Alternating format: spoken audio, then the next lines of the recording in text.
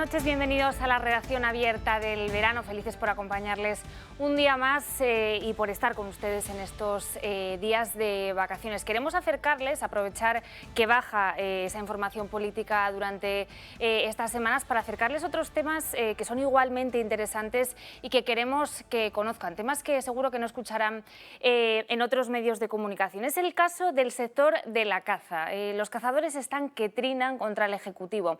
Verán por qué. Saben que este lunes, se lo contábamos en esta casa, el Gobierno sacaba adelante una ley de bienestar animal que finalmente va a afectar de lleno al sector de la caza. ¿Por qué? Pues porque animales vinculados a esta práctica, como por ejemplo los galgos, los perros, van a ser ahora tomados como mascotas. ¿Esto pues qué implica? Que las personas que se dediquen a su cría van a tener que registrarlos, lo que va a poder a limitar que sean utilizados para la caza. No es la única limitación que van a tener los cazadores. Tampoco podrán practicar a raíz de esta ley pues prácticas asociadas a la caza, como es el caso del tiro al vuelo o del silvestrismo. ¿Qué es lo que más les enfada a los cazadores? Bueno, pues que dicen que el socialismo, los socialistas, han incumplido su palabra, su compromiso. Ellos se habían comprometido con este sector a que esta ley no iba a afectar a la caza, que por cierto es un sector que genera mucho empleo, más de 140.000 puestos de trabajo en nuestro país y que también tiene su aportación al Producto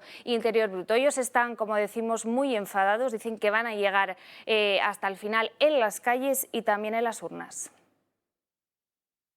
El sector de la caza se pone en pie de guerra después de que el PSOE rompiese su promesa de dejar a los animales de caza fuera de la nueva Ley de Protección, Derechos y Bienestar de los Animales. Este compromiso fue firmado por el candidato a la presidencia de la Junta de Andalucía, Juan Espadas, de cara a las elecciones del pasado 19 de junio. El apoyo a la caza del Partido Socialista es inequívoco y eso se demostrará con una ley de derechos de los animales que respete la actividad cinegética. Ahora, el Consejo de Ministros aprueba el proyecto de ley con el fin de integrar en una única norma de rango legal el régimen jurídico en materia animal. Desde el sector cinegético denuncian que debido a esta norma los animales de caza pasarán a ser considerados de facto como mascotas. Esto afectaría de manera inmediata a prácticas como la montería, la caza menor con perro, la cetrería o la perdiz con reclamo. Esta ley, denuncian, dificultará la cría y tenencia de perros de caza, lo que a su vez irá en contra de la selección de razas y de la reposición de animales. También se complicará el transporte de animales cuando se vaya a cazar y desaparecerá tanto el tiro al vuelo como el silvestrismo. Desde el sector avisan que están preparados para movilizarse si no se da marcha atrás, como ya hicieron el pasado 20 de marzo cuando decenas de miles de cazadores procedentes de toda España se manifestaron en Madrid para exigir la retirada del proyecto de ley de bienestar animal.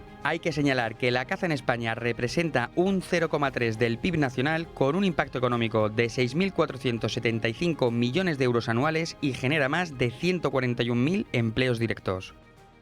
Pues nada desdeñables estos datos que nos contaba nuestro compañero Borja García. Nosotros queremos dar voz a este sector y que sean ellos de primera mano los que nos cuenten cuál es la situación, cómo queda ahora la situación de los cazadores después de la aplicación, de la aprobación, mejor dicho, de esta ley por el Consejo de Ministros. Por eso tenemos al otro lado de la pantalla, ya nos está escuchando, a Tomás Manzano, que es el secretario general de la Federación, de la Real Federación Española de Caza. Muy buenas noches, Tomás, ¿cómo está?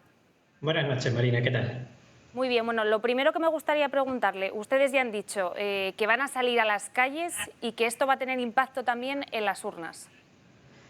Bueno, tendrá un impacto en las urnas, sobre todo porque el texto que ahora va a llevarse a cabo al trámite parlamentario vía enmiendas, tanto en el Congreso como en el Senado, no es un texto que indudablemente nos guste. No era además a lo que se comprometió el Partido Socialista con el sector, que no era otra cosa que excluir a los animales auxiliares de la caza y al sector cinegético del proyecto normativo. Para que se enteren los espectadores, en el día a día de un cazador, de salir adelante, de aprobarse finalmente esta ley, ¿cómo va a afectar a nivel práctico?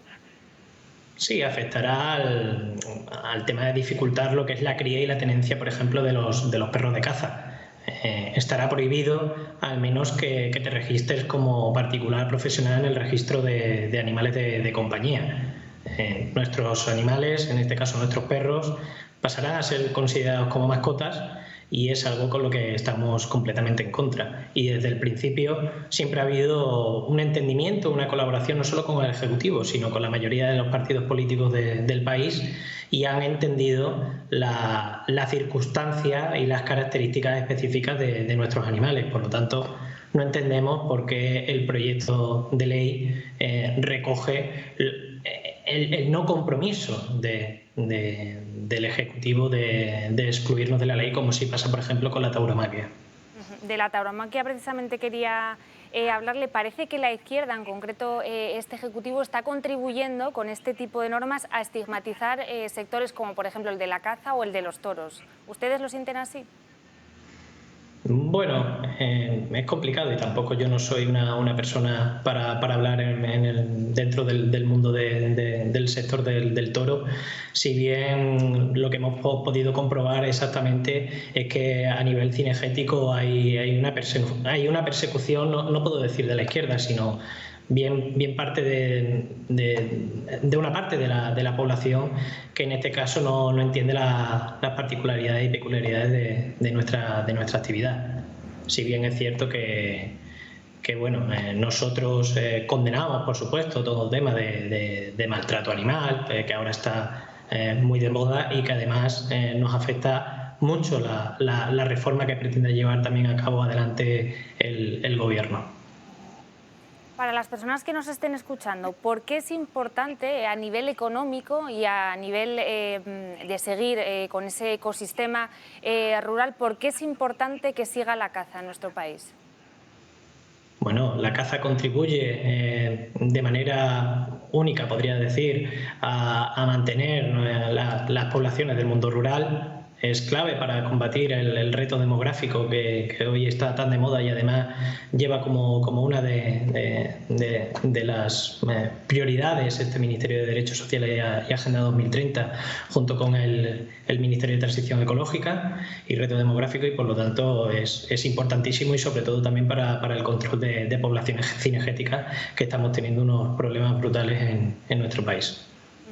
Tomás, acciones concretas. ¿Tienen pensado salir a la calle a la vuelta de verano, como esa manifestación que se produjo en marzo, que representaba un poco al mundo del campo, pero en el que también estaban incluidos el sector de la caza?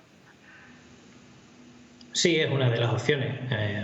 Estamos analizando las medidas de presión que pueda haber dentro del sector, si bien ahora es tiempo, como te comento, de analizar y sobre todo lo próximo que viene en septiembre empezará el trámite parlamentario del proyecto de ley, y por supuesto trabajaremos del lado de todos los partidos políticos para hacerles llegar nuestras peticiones y nuestras observaciones para que sean tenidas en cuenta y salga el mejor texto legal posible. Pero de no ser así exactamente y ver que la situación se mantiene y el compromiso adquirido de no sacar a los animales auxiliares de esta caza, que nos consideraría a nuestros animales como mascotas, una de las medidas podría ser exactamente volver a las calles. Pues nos quedamos con ese mensaje. Tomás Manzano, muchísimas gracias por atendernos y por sacar un huequito en este mes de agosto para estar con nosotros y responder a nuestras preguntas. Muchísimas gracias. A ti, Marina, buenas noches.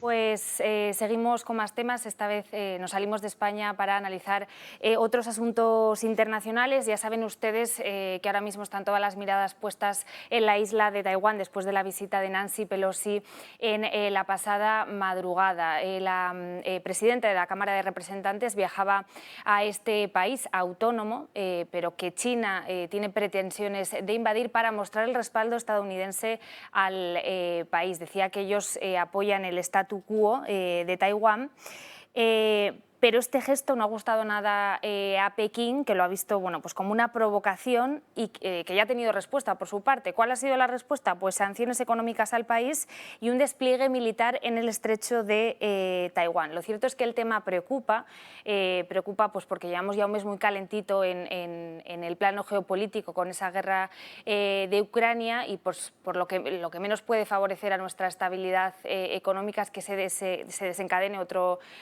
conflicto por este motivo entre Taiwán y entre China.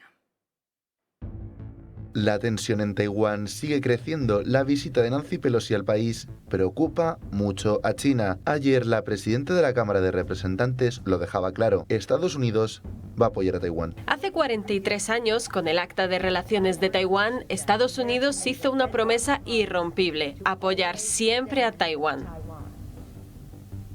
Hoy nuestra delegación, que está muy orgullosa, ha venido a Taiwán para dejar inequívocamente claro que no abandonaremos nuestro compromiso con Taiwán. Unas palabras que no han gustado nada a China. Hace unos días Xi Jinping envió tropas y un destructor frente a las costas de Taiwán. Y ayer, tras las declaraciones de Pelosi, mandó disparar a su ejército como primer aviso. Y luego lanzaron este comunicado. La parte estadounidense asumirá la responsabilidad y pagará el precio por socavar los intereses de seguridad soberana de China. Unas amenazas constantes por parte de China a Estados Unidos. Primero, Xi Jinping declaró que tomaría medidas contundentes si se producía el viaje de Pelosi. Posteriormente, el presidente chino, tras hablar con Joe Biden por teléfono, le dijo lo siguiente: aquellos que juegan con fuego acabarán extinguidos por él. Unas amenazas por parte de China ante el miedo de que Estados Unidos se meta en medio. El país americano no quiere que China invada Taiwán y por eso le muestra su apoyo ante el temor de que suceda entre los dos países lo mismo que vivimos hoy con Rusia y Ucrania. La situación afecta en todo el continente, desde la noticia de la visita de la líder americana y después de conocerse que las tropas chinas se instalaron al lado de Taiwán, los mercados bursátiles de Asia se desplomaron ante la preocupación de que haya represalias por parte de Xi Jinping. Según los expertos, la posibilidad por parte de China de atacar es casi imposible, pero ¿quién lo puede asegurar? Bueno, pues muy interesante todo esto que está sucediendo en Taiwán, para analizarlo y para profundizar y sobre todo para entender cuál puede ser el significado de estos acontecimientos. Tenemos al otro lado de la pantalla a Florentino Portero, él es profesor de Historia en la Universidad Francisco de Vitoria. Muy buenas noches, Florentino, ¿cómo está? Muy buenas noches, Marina, encantado. Bueno, pues a ver si nos puede arrojar un poco de luz en todo este asunto. Lo primero que le quiero preguntar, esta visita de Nancy Pelosi a Taiwán, ¿cuál es el verdadero motivo que hay detrás? Es decir, ¿es apoyar la democracia, los derechos humanos de las personas que viven ahí, o hay otros motivos económicos o electorales incluso detrás de esta visita? Yo sinceramente no lo sé, no tengo una respuesta clara, definitiva, categórica que pueda explicar este viaje. Aparentemente, y no dudo de la sinceridad, el gobierno del señor Biden ha marcado distancias, apuntando claramente que no era el momento para hacer este viaje.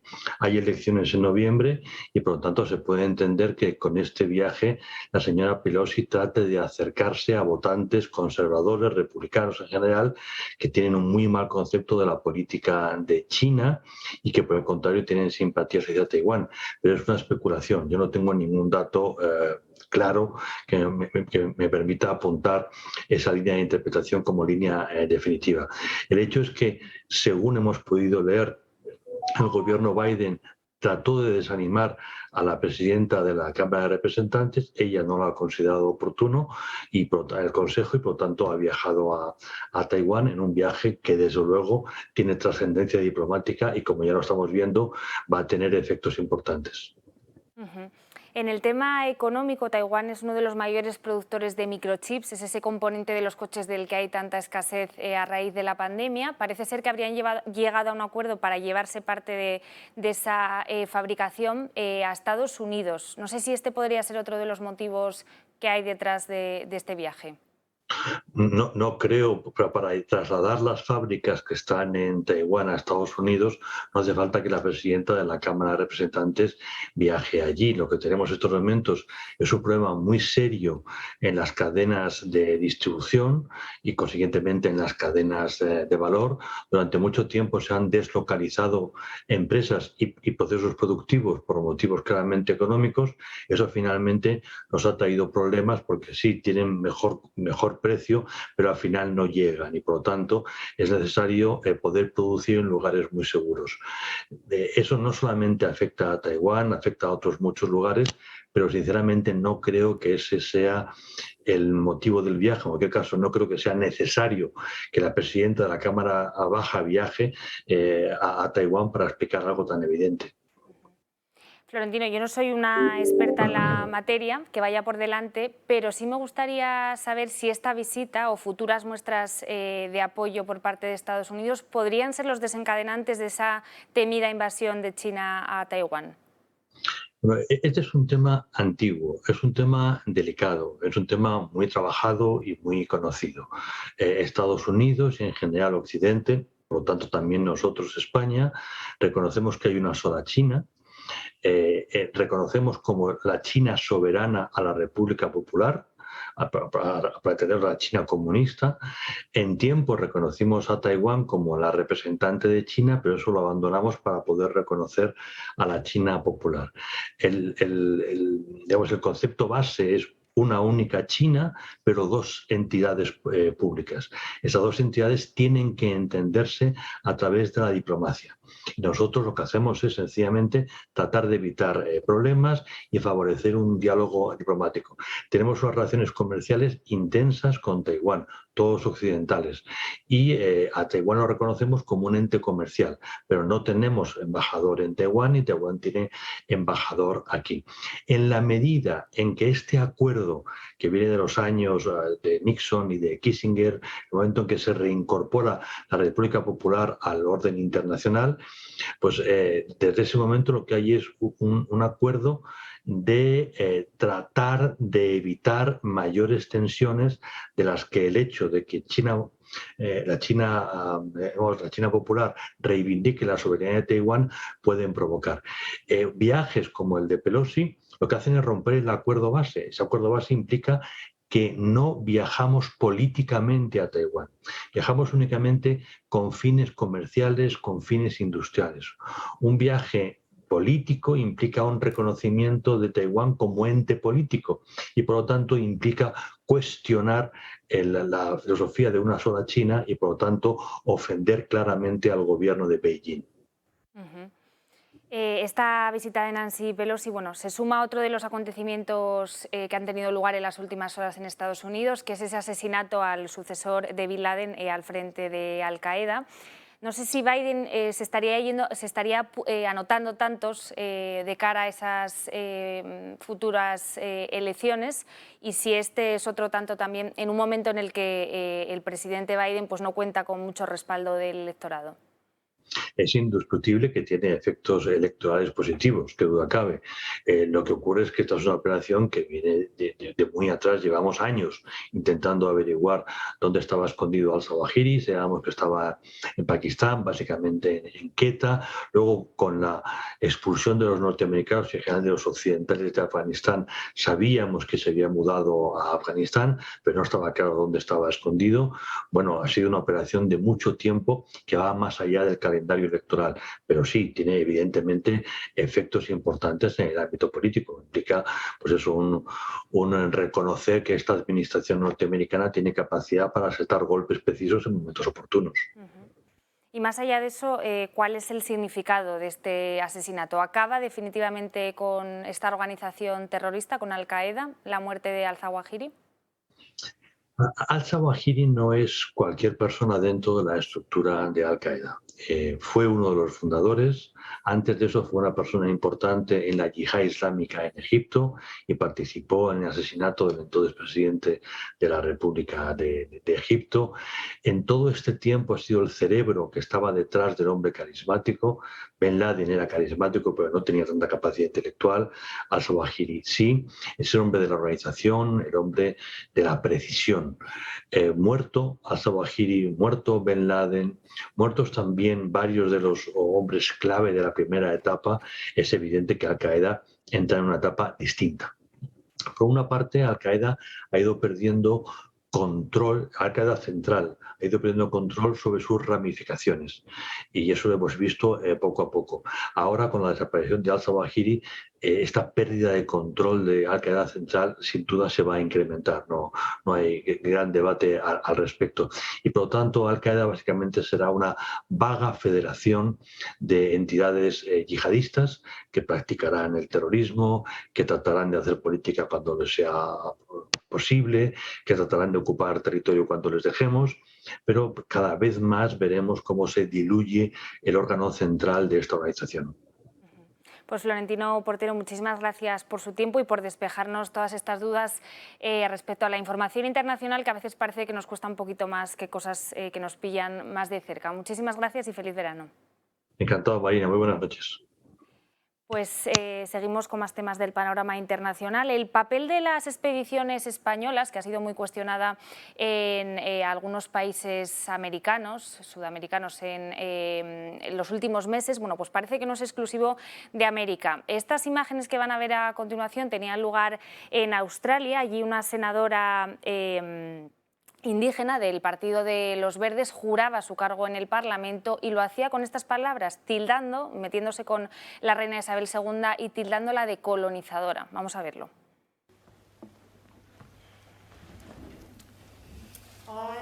Yo, la soberana Lydia Thorpe, solemnemente y con toda sinceridad afirmo y declaro que seré fiel y que tengo verdadera lealtad a la colonizadora Su Majestad la Reina Isabel II. Bueno, pues varios senadores reprendieron a esta otra senadora y finalmente tuvo que rectificar sus palabras contra la reina Isabel II. Y nosotros seguimos con más temas internacionales. Otro día más tenemos que hablar de Ucrania, ese barco que les contábamos que había salido el pasado lunes de Odessa, destino al Líbano, ya ha llegado a Estambul. Allí bueno, pues va a ser sometido a una revisión para continuar su trayecto hacia su destino, que es en Trípoli, al norte del Líbano. Dicen desde el gobierno ucraniano que durante las próximas 2 semanas habrá más envíos de este tipo, más envíos piloto, desde el puerto de Odessa y también en el sentido inverso. Bueno, pues hasta aquí la información política, la información internacional, perdón, del día. Tenemos que regresar a nuestro país. Vamos a empezar con esta información política y tenemos que hablar de encuestas. Ya saben que no cesan estos sondeos que van publicando los medios de comunicación y que le siguen dando muchas y buenas noticias a Alberto Núñez Feijóo. Desde que llegó al Partido Popular, desde que reveló a Pablo Casado, han subido esas expectativas de voto y parece que además después de esas elecciones andaluzas donde triunfó el PP, esta tendencia se consolida. Allí lo están viendo, el PP conseguiría 137 escaños, que es el mismo resultado que obtuvo Mariano Rajoy en 2016. Y la verdad es que para el bloque de la izquierda, para PSOE y para Unidas Podemos, bueno, pues las noticias no son tan buenas, ¿no? Ellos pasarían de 155 a 116 representantes. Parece ser, bueno, que esa no gestión, mejor dicho, de la situación económica les pasaría factura. Hablamos también de otros partidos. En el caso de Santiago Abascal, del partido de Vox, obtendría un resultado, bueno, pues muy parecido al que obtuvo en 2019, con 51 diputados. Bueno, y Sánchez ya ha activado toda la maquinaria electoral de cara a esas fechas electorales que tiene durante los próximos meses, esas autonómicas y esas municipales, y todo vale ahora con tal de activar, como decimos, y de conseguir ese respaldo del electorado. Bueno, ¿qué es lo que ha hecho? Pues ha enmendado su propia decisión de hace unos meses, cuando despedía a Iván Redondo, ya saben, el gurú de la Moncloa, y a su número 2, ha rescatado a su número 2, que es Francisco Salazar, y lo ha puesto al frente pues, de una oficina que ha creado ad hoc ahora, bueno, pues para prepararse para las elecciones. Se trata de una oficina de planificación política, como decimos, una nueva oficina pues, para prepararse para este nuevo ciclo electoral. En ella van a estar trabajando codo a codo Francisco Salazar y otro viejo amigo del PP rescatado por Sánchez, que es Antonio Hernando.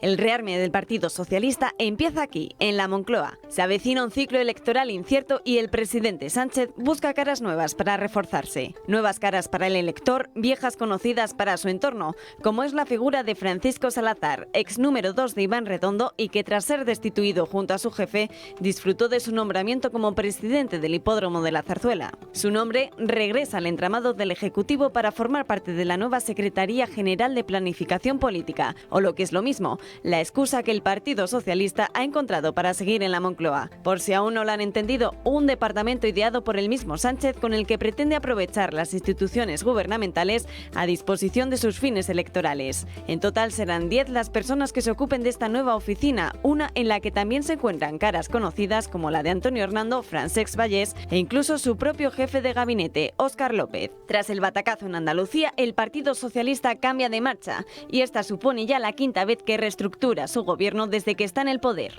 La nueva secretaría, que costará casi 52 millones de euros, tiene además un marcado carácter ideológico. Su cometido, hablar de programa político. Evita concretar cuáles van a ser las tareas específicas del nuevo departamento, aunque se excusa en que realizará funciones de asesoramiento, apoyo y refuerzo del programa de gobierno. Bueno, pues ya es momento de abrir la mesa política y de presentarles a los invitados que nos van a acompañar durante esta noche para analizar toda la información. Ricardo Ruiz de la Serna, abogado, muy buenas noches. Buenas noches. ¿Cómo estás? Encantado de estar aquí, muchas gracias. Me alegro mucho. Y Miguel Ángel Ferrero, analista político y abogado penalista, muy buenas noches. Muy buenas noches. Bueno, pues estábamos hablando, veíamos ahora una pieza de cómo el PSOE se está armando de cara a esas citas electorales municipales y autonómicas que tenemos en los próximos meses y cómo ha estado rescatando a viejos cargos del PSOE como última baza pues, para poder hacer frente al Partido Popular. Hablábamos de Antonio Hernando, esta noticia ya se conocía en las pasadas semanas y ahora el último fichaje es Francisco Salazar, que era el número 2 de Iván Redondo, del que Sánchez se deshacía hace tiempo, pero bueno, visto los atributos que tiene este hombre, al que muchos califican como un animal político, ha decidido rescatarlo para que le ayude de cara a esa estrategia electoral. No sé cómo veis vosotros el panorama, si tiene algún tipo de posibilidad Pedro Sánchez, pero hoy veíamos una encuesta y la verdad es que todo apunta a que Núñez e Feijóo se van a poner de cara a unas generales y veremos a ver las autonómicas. Lo que pasa es que Pedro Sánchez tiene a su favor algunas bazas todavía, ¿no? La primera es que está en el gobierno y quien está en el gobierno tiene la iniciativa política. Esto quiere decir que él tiene todavía una capacidad, por ejemplo, de condicionar los debates, de traer cuestiones al discurso público propia de quien está en el gobierno, ¿no? Luego hay otra cosa que también me parece interesante recalcar. Tendemos a pensar que su adversario es el Partido Popular, pero luego tiene un adversario dentro del propio gobierno de coalición, que es Podemos, que también está en un proceso de rearme y están tratando de fortalecerse con sus propias contradicciones internas, Yolanda Díaz, Pablo Iglesias, etc. Luego hablaremos de eso. Sí, hay como dos batallas, ¿no? que se dan estratégicamente desde el Partido Socialista. Por un lado está la batalla que lo comentabas hace un momento. Por un lado está la batalla por la izquierda contra el compañero, que es la batalla más cruenta, ¿no? La batalla con Podemos es más cruenta, es más dura, es más compleja. Y esa es hacia la izquierda, y es con todas las políticas estas que se han desatado ahora mismo y criminalizando de alguna manera pues, a Botín y a todos los empresarios del IBEX 35. Pero por otra parte está la batalla para arrastrar y para coger algún voto del centro. Esa es la batalla que se quiere dar con este tipo de nombramientos. Formalmente vamos ocupando cargos por gente mucho más centrada, menos extremista, pero por otra parte seguimos con políticas. Armar eso es complicado porque es difícil hacer dos cosas al mismo tiempo, ¿no? Y eso es lo que se intenta, ¿no? De todas formas, noticias como esta lo que dejan ver es que Pedro Sánchez no tiene ningún tipo de escrúpulos a la hora de hacer y deshacer según le convenga, ¿no? Cesaba hace tiempo al número 2 de Iván Redondo, también a Iván Redondo, que decían que era su mano derecha, y ahora lo recupera porque le conviene para... Bueno, eso también lo hace cualquier político, ¿eh? Bueno, él es especialista. Bueno, sí, sin ningún tipo de dudas. Pedro Sánchez no tiene ningún problema en hacer las cosas que tenga que hacer para estar en la Moncloa, eso es evidente, ¿no? Pero casi ningún político tiene ningún miramiento a cambiar a los que tiene alrededor en ningún momento. Es como parte de la política, de ser un animal político, ¿no? Hay una cosa interesante ahí. Decía Maquiavelo que el príncipe tiene que estar dispuesto a romper su palabra si es preciso. Lo que es interesante es que Pedro Sánchez está haciendo unos nombramientos más en una huida hacia adelante que en un replanteamiento estratégico. O sea, incidiendo un poco en lo que decía antes Miguel Ángel, si te fijas, él tiene que rescatar a gente a la que había defenestrado hace apenas unos meses Pero esto en realidad revela que se va quedando sin recambios. Fíjate, decías antes que no tenía ningún escrúpulo. Fíjate tú, lo que ha tenido que hacer nada menos que con Margarita Robles, que ha tenido que sacarla, le ha tenido que arrebatar el ámbito de secretos oficiales para entregárselo a Bolaños, que es una persona de su confianza, ¿no? Esto lo que está revelando es que las tensiones que va teniendo en el seno de su propia formación política son cada vez mayores y tiene que tratar de gobernarlas, teniendo en cuenta otro factor, no hemos mencionado, pero quizá hablaremos después, más adelante, es que todo lo que Pedro Sánchez hace está condicionado por las decisiones que le vengan de la Comisión Europea y de las autoridades de la Unión. En este sentido, su margen de actuación es mucho menor de lo que él quiere dar a entender, de lo que quiere representar. En todo caso, sorber y soplar es imposible, ¿eh? No está inventado todavía. E intentar irse hacia la derecha, intentar irse a la izquierda y hacerlo a la vez, eso lo puede hacer, muy pocos políticos lo han podido hacer. Es casi imposible hacerlo, pero muy pocos políticos de primerísimo primer nivel lo han podido hacer. Y normalmente viene acompañado de un ciclo alcista. En un ciclo bajista es muy complicado hacer esas cosas, porque fíjate, cualquier cosa que hagas se te vuelve en contra cuando estás en el ciclo. Y los ciclos ahora son muy cortos, ¿eh? Los ciclos hace 20, 30 años, estábamos hablando de ciclos de 12 años, incluso algunos se atrevía a pensar en el cuarto intento de legislatura, nunca llegó. Pero era lo que pasaba, bueno, sí que llegó, pero con legislaturas más cortas.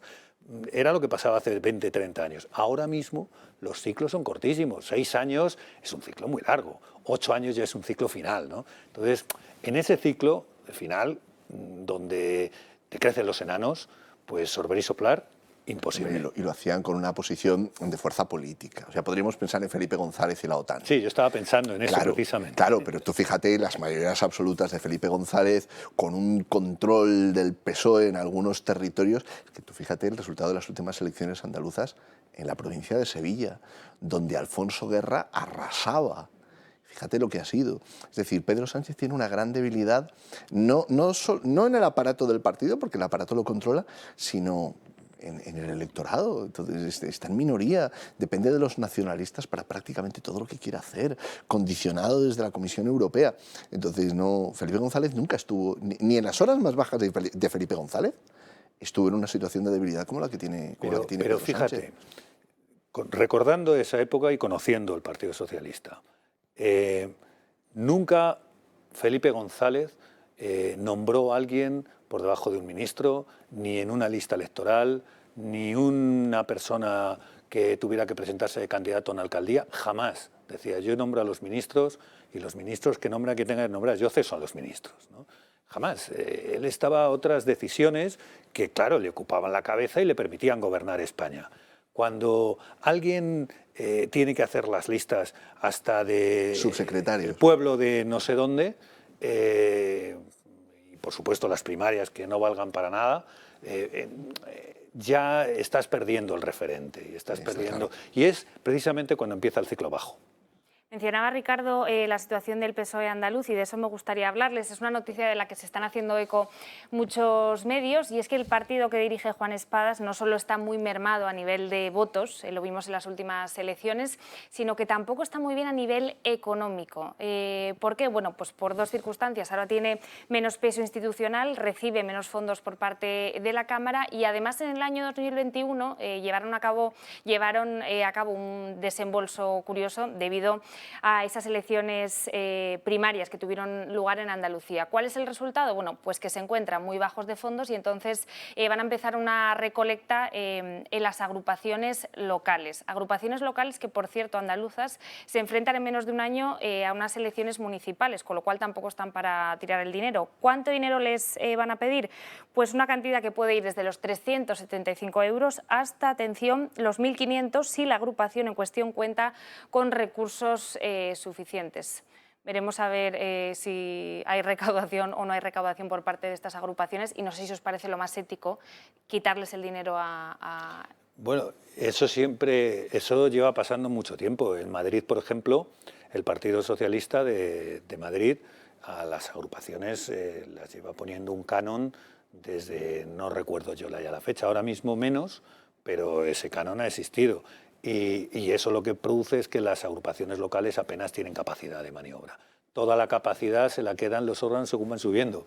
Lo cual, pues, en fin, pues deja muy poca holgura, ¿no?, a los políticos que realmente no son profesionales. Y al final todo termina profesionalizado, todo termina a base de sueldos y sueldos públicos, y el que no tiene un sueldo público pues apenas tiene capacidad, porque me dirás tú a mí, un pueblo pequeño, que su agrupación local encima apenas tiene capacidad de maniobra y que no tiene un sueldo público, las personas que están en la política en ese pueblo, pues no sé cómo ya va a poder hacer política en ese pueblo. Al final nos vamos a políticos profesionales por todas partes.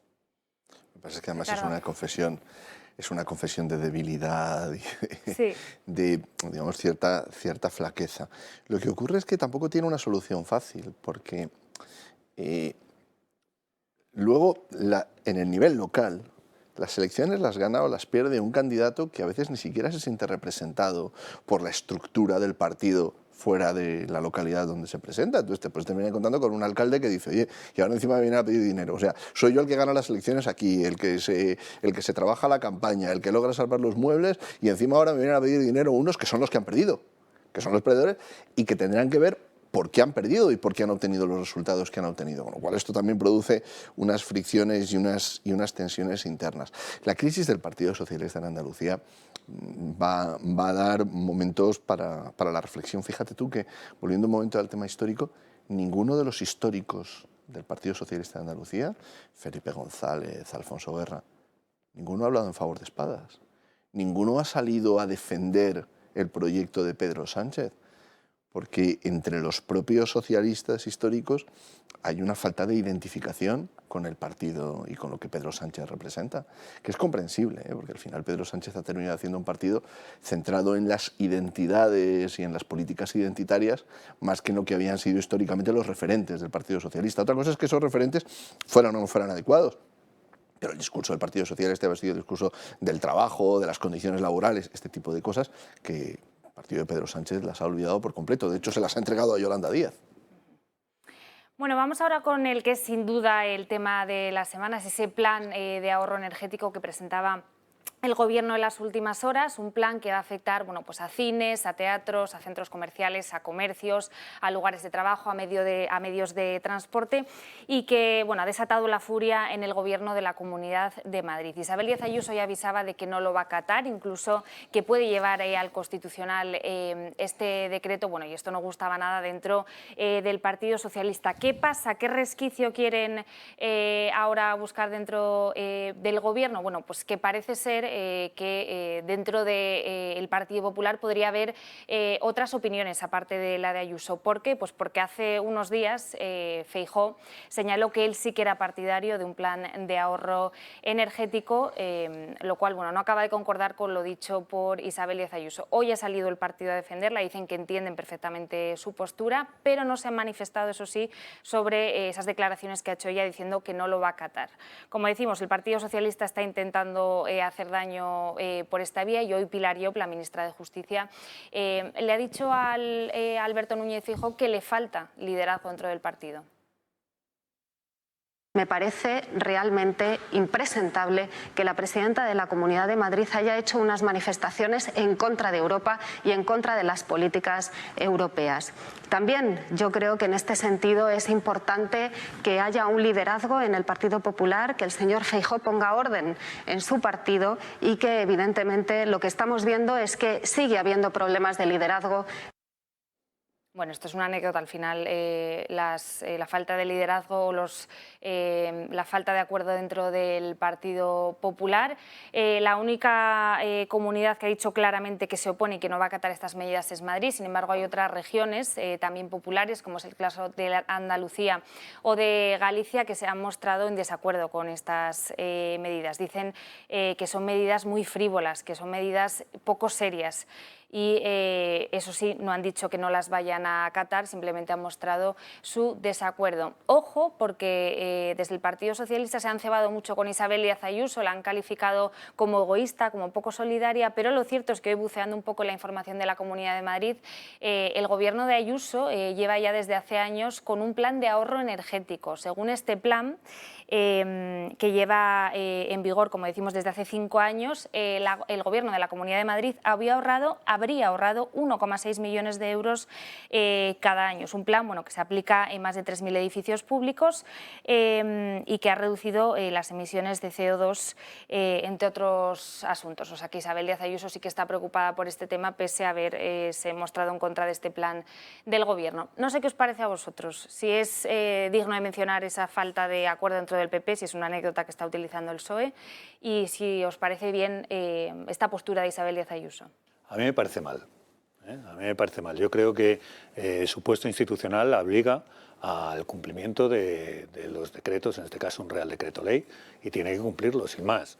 Eso en cuanto al cumplimiento. A partir de ahí, todo lo que viene después no me parece mal. O sea, me parece que es correcto el hacer la valoración política y el proponer cosas que sean alternativas, incluso hablar de frivolidad. Me parece correcto y me parece que es bueno precisamente para el país ese debate. Yo creo que hay medidas, y entrando más en la medida... Bueno, primero me gustaría hacer una pequeñísima reflexión sobre el Real Decreto Ley. El Real Decreto Ley establece penas de 60.000, 6 para las conductas leves, para los ilícitos administrativos leves, 6 millones para las graves y 100 millones para las muy graves. Esto, y hoy que estamos además entre abogados, es trasladar al derecho administrativo cosas que teóricamente por el nivel de la pena deberían estar en el derecho penal, porque es de una gran cuantía esta multa. Esto es lo que se llama política populista punitiva, ¿no? Es una auténtica barbaridad que atenta contra la proporcionalidad, que atenta contra los principios de legalidad, que atenta contra la Constitución. Y estas cosas debe de huir el político. Y es muy típico en el Ministerio de Hacienda crear normas que son muy, muy invasivas y que restringen muchos derechos fundamentales de los ciudadanos. No, mire, oiga, si algo es tan grave, tiene que ser un delito. Porque además esa es la diferencia entre un delito y un ilícito administrativo. La cuantía, nada más, la cantidad. Y si la conducta, entendemos, los ciudadanos, entiende esta sociedad que es una conducta tan gravísima, el tener el aire acondicionado medio grado por encima de lo que se debe tener, pues entonces lo que debe de ser, ese señor debe penar con un juez que le juzgue. Lo que no le puede juzgar es un funcionario. Y eso es lo que se está haciendo. Y eso es por tanto... Eso es una crítica muy seria que tendría que hacerse a este decreto ley en cuanto a la sanción y en cuanto a la vulneración de los principios y los derechos fundamentales de las personas. Y en segundo lugar, hay medidas, a mí me parece que hay medidas muchísimo más eficientes y mucho más efectivas que estas. Hablan que tenemos 35.000 coches oficiales en España, ¿no? En el Congreso y en el Senado hablan de 60. En Moncloa hablan de otros 60, en los ministerios hablan de 400 más. Choferes, bueno, pues esta es la parte del sector público que se conoce. Los coches oficiales de todo el entramado público, sociedades anónimas públicas, entidades públicas empresariales. ¿Cuántos coches oficiales tiene Correos? No aparecen ahí. Correos tiene coches oficiales, que se los pregunten a los trabajadores y a los sindicatos de Correos cómo van sus directores cuando van a trabajar y cómo van los directores generales y cómo va Juan Manuel Serrano, el presidente de Correos. Coches oficiales. Bueno, pues mira, ya tienes la primera. Segunda, con el queroseno. Con el queroseno es una buenísima medida. Además es muy bueno para la huella ecológica. Pues en vez de quitarnos la corbata, que es muy efectivo para la vida social y que nos hemos dado con esa norma que tenemos, pues oye, mucho más sencillo. Oye, gastamos menos en queroseno, gastamos menos en coches oficiales, gastamos menos en el Puma, ¿no? Elevamos menos el Puma, que eso gasta, no te puedes imaginar, es un helicóptero enorme lo que es el Puma. Bueno, pues hay muchos más gastos. He puesto estos porque además son los que están en boga ahora, de los que se está hablando. Pero de verdad que habría que hacer una valoración, no de trazo gordo, no de bolígrafo, de este bolígrafo gordo que es simplemente para escenificar algo, y habría que hacer algo que realmente le valiera al país. Y esto se hace con una valoración de la situación, con una valoración política, con reflexión política de la situación, con una reflexión no populista, sino realmente lo que necesita el país. Y acto continuo, cuando ya has hecho toda esa reflexión, llegas al final y dices, bueno, mira, como no podemos hacer más cosas, pues vamos a intentar apagar las luces a partir de las 10 de la noche de los establecimientos comerciales. Pero claro, eso es después de una reflexión, después de haber pensado, oye, somos un país turístico. Oye, somos un país que necesita el consumo, somos un país que se basa en ese tipo de comercio. ¿Realmente eso es lo que tenemos que hacer? Y por último, lo que decía al principio, tenemos que penar como mínimo minimísimo, con 60.000 euros a una persona porque tenga el aire acondicionado un poco más bajo, ¿verdad? Me parece que es un despropósito el decreto. Miguel Ángel, ya que lo mencionas, a ver si podemos ver esas sanciones que se podrían poner a todos estos comercios que están recogidos en la ley de industria, que como decías van desde los 60.000 euros en el caso de que sea una infracción leve y hasta los 100 millones de euros en el caso en el que sean más elevadas. Ojo, que en el caso de que sean muy graves se puede llegar incluso a la suspensión de la actividad o al cierre de estas empresas. Ricardo, perdona. Déjame volver un momento a lo que había dicho la ministra, porque hay dos cosas ahí. Es cierto que en el PP hay dos liderazgos, no orgánicos, pero sí políticos. Y claro que hay una comparación entre lo que hace y dice Alberto Núñez Feijóo y lo que hace y dice Isabel Díaz Ayuso. Lo hay. Y es verdad que es parte de la tensión interna que el Partido Popular tiene. De ahí que siempre se ha planteado por qué es muy difícil para quien preside el Partido Popular de la Comunidad de Madrid llegar a presidir el Partido Popular en el ámbito nacional. Pues porque los restantes varones y los responsables del partido en el resto de comunidades y en las provincias, en el resto de provincias, se sienten incómodos al ver la pujanza de Madrid. Esta tensión existe.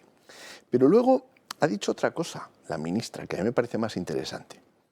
Ha dicho que es ir ha utilizado una metáfora contra Europa. Esta es la clave del liderazgo de Isabel Díaz Ayuso. Si se va a atrever o no se va a atrever a desafiar normas, instrucciones, directrices que llegan de las instituciones europeas.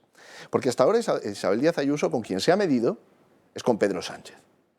Y le ha hecho frente, y ha planteado, Madrid no se apaga, etc. Pero no se ha medido con las instituciones de la Unión Europea. Esto es algo que tanto el Partido Popular como el Partido Socialista toman como un consenso. De hecho, casi podríamos decir que es de los pocos consensos que se han mantenido a lo largo del tiempo. Y de ahí que para Isabel Díaz Ayuso, en este caso, sea más difícil mantener ese desafío. Porque el desafío no es un desafío a Pedro Sánchez, es un desafío a las instrucciones que llegan de la Unión Europea. Bueno, yo creo que ya no se muestra de acuerdo con cómo ha aterrizado España este compromiso de rebajar hasta el 7%. El fondo de la cuestión es, ¿está o no está Isabel Díaz Ayuso dispuesta a desafiar una política energética que llega desde la Unión Europea? Claro que podemos decir, no, pero es que la Comunidad de Madrid tiene su propio plan de eficiencia energética, que además ha permitido ahorrar. La verdad es que la cifra, 1.600.000 euros, es una cantidad importante, pero en los términos en los que se mueve la Comunidad de Madrid es una cifra que hay que poner en la dimensión que merece. Pero el fondo político del asunto es tener una voz propia, tener un criterio propio, hacer un planteamiento independiente. ¿Comprende desafiar ese tipo de políticas que llegan ya desde las instituciones de la Unión Europea y no solamente desde la Moncloa? Porque este es el patrón de contraste. Claramente, por que veamos el contraste también a la derecha, Vox sí que lo ha planteado. Vox muy habitualmente desafía y critica políticas que llegan de la Unión Europea, por ejemplo, a propósito de las nucleares y de la llamada transición energética o la economía verde. Para el Partido Popular esto es más difícil. El Partido Popular se siente más incómodo y, de hecho, Alberto Núñez Feijóo es extremadamente prudente a la hora de criticar lo que llega desde la Unión Europea, porque uno de los requisitos para ser aceptado en el concierto de los líderes políticos de la Unión es precisamente asumir los consensos de la Unión, que es algo que Vox no asume, pero que el Partido Popular históricamente sí. Vamos a ver cómo evoluciona, porque Alberto Núñez Feijóo no solamente no ha respaldado lo que ha dicho Isabel Díaz Ayuso, sino que ya se ha preocupado de marcar cierta distancia, diciendo hace unos días que efectivamente España necesita adoptar medidas energéticas extraordinarias. Por cierto que se habla mucho... Ricardo. Se habla mucho de Madrid, pero me venía ahora a la mente, se castiga mucho a Madrid como una de las pocas regiones que se rebela contra Pedro Sánchez, pero hay otras que pasan más desapercibidas y también lo hacen, como por ejemplo el caso de País Vasco, que ha dicho que ya tiene su propio plan energético, que Sánchez que no le tiene que decir nada. Sí, pero ¿Por qué no se habla de esto? Porque al final lo que diga el PNV no plantea un debate en el ámbito nacional. Es decir, el PNV no es un partido de gobierno en España. De hecho, es un partido contra España y que hará todo lo posible por perjudicar a España en todo cuanto pueda. Aquí lo que importa es el liderazgo nacional. Y ahí no es que no se critique, sí, se puede criticar, pero no tiene el peso político a la hora de marcar, de condicionar la conversación social en España, que tiene lo que pueda decir Alberto Núñez Feijóo, Isabel Díaz Ayuso, Pedro Sánchez, etcétera. ¿Que es verdad que puede haber un doble rasero? Sí, pero anda que no ha habido un doble rasero, no solo respecto al PNV, respecto a los partidos nacionalistas en general, que en España gozan de una amplísima capacidad no solamente de acción política, sino de contradicción respecto de lo que dicen y lo que hacen, y se tolera. Mientras que yo creo que el debate de fondo aquí no es tanto la política nacional, es la independencia de un líder político nacional respecto de lo que le marquen desde la Unión Europea.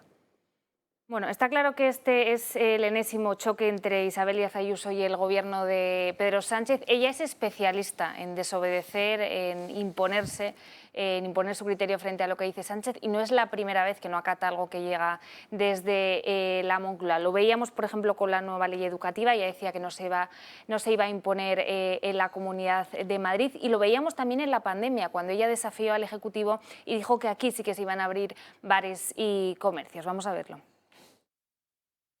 Isabel Díaz Ayuso lo ha vuelto a hacer, ha dicho otro no al gobierno de Sánchez, y esta vez ha sido por la luz. Y es que el Ejecutivo pretende apagar todas las luces de los edificios públicos, los cines y hasta de los museos a partir de las 10 de la noche, una medida que se deberá aplicar en un plazo mínimo de 7 días. La ministra de Transición Ecológica, Teresa Rivera, ha defendido esta medida alegando que la situación que atraviesa España es crítica. Deberemos apagar las luces de los escaparates y la iluminación de los edificios públicos que no estén en uso, medidas para las que proponemos una semana para poder incorporar las adaptaciones en nuestros edificios y poder activar con una exigencia transcurridos 7 días naturales desde el día siguiente al de la publicación de este Real Decreto Ley y con vigencia hasta el 1 de noviembre del año 2023. Una medida bastante polémica que ha sido duramente criticada no solo por la oposición, sino también por los propios españoles. Sin embargo, ha sido el gobierno de la Comunidad de Madrid, liderado por Isabel Díaz Ayuso, el que ha anunciado que no va a aplicar esta medida y que además estudian llevarla ante el Tribunal Constitucional. Vamos a analizar seriamente el decreto desde dos perspectivas. Primero,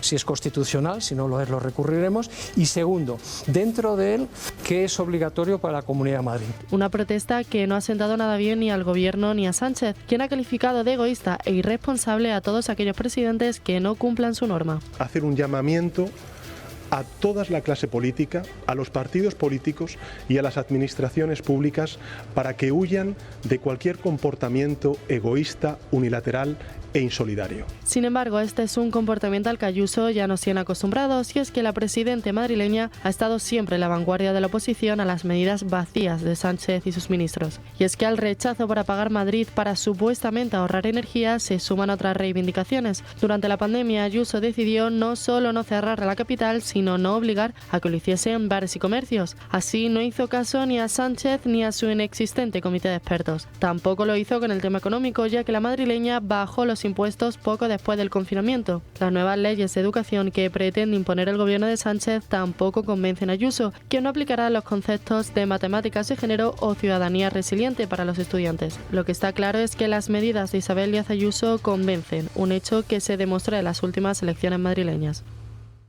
Pues un verso suelto dentro de la política española. Miguel Ángel.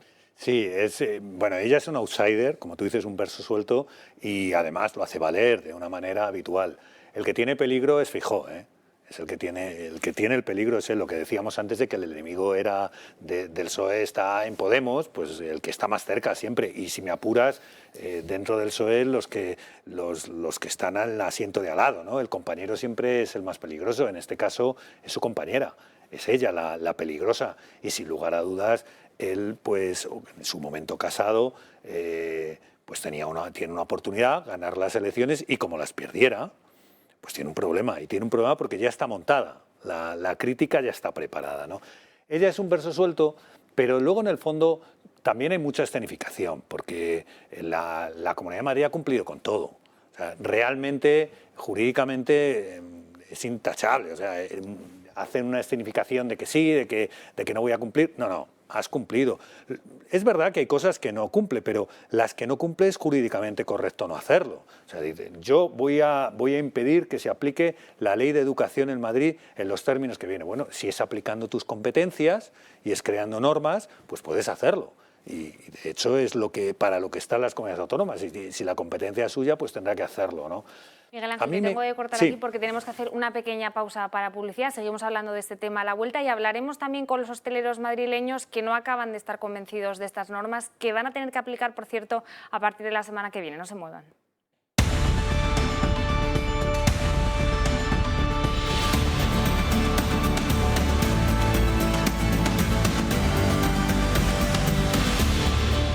Bueno, pues ya estamos de vuelta en la redacción abierta del verano. Hablábamos sobre esas medidas de ahorro energético que impone el Gobierno y que no han gustado del todo en el Gobierno de la Comunidad de Madrid. Pero es que tampoco han gustado en el sector de la restauración y en el sector del comercio, que las ven con mucho desconcierto. En primer lugar, bueno, las van a tener que aplicar en un plazo de 7 días, a contar desde esta semana. Dicen que es algo improvisado, que es algo acelerado, y hay ciertos aspectos que no acaban de comprender. Por ejemplo, que en pleno mes de agosto los turistas que lleguen a los hoteles o a los restaurantes madrileños tengan que estar con una temperatura de 27 grados. Tampoco entienden que las tiendas tengan que cerrar las puertas para evitar que se escape el aire acondicionado o la calefacción, cuando esto va en contra de la normativa COVID que impone que haya ventilación en interiores, ¿no? Entonces, bueno, pues para analizar un poco cuál es la postura del sector, para ver cuáles son sus reclamos y cómo han encajado esta normativa del Gobierno, que de no cumplirla, por cierto, se enfrentarían a las multas que mencionábamos anteriormente, tenemos al otro lado de la pantalla, ya nos escucha, a José Antonio Aparicio, que es el presidente de Hostelería Madrid. José Antonio, muy buenas noches, ¿cómo está? ¿Qué tal? Buenas noches. Bueno, lo que decíamos hace poco, ustedes han dicho en un comunicado, por cierto, que son conscientes de la urgencia energética que hay en Europa, están de acuerdo con ello, pero que de lo que no están de acuerdo es con el plan tan acelerado, tan improvisado que ha impuesto Pedro Sánchez. Bueno, lo primero que hay que decir es que yo creo que el sector de la hostelería lleva meses ahorrando, siendo solidario, siendo sostenible, intentando reducir costes, máximo en un momento en el que el precio kilovatio hora está, como todos sabemos, que se nos ha multiplicado por 4, ¿no?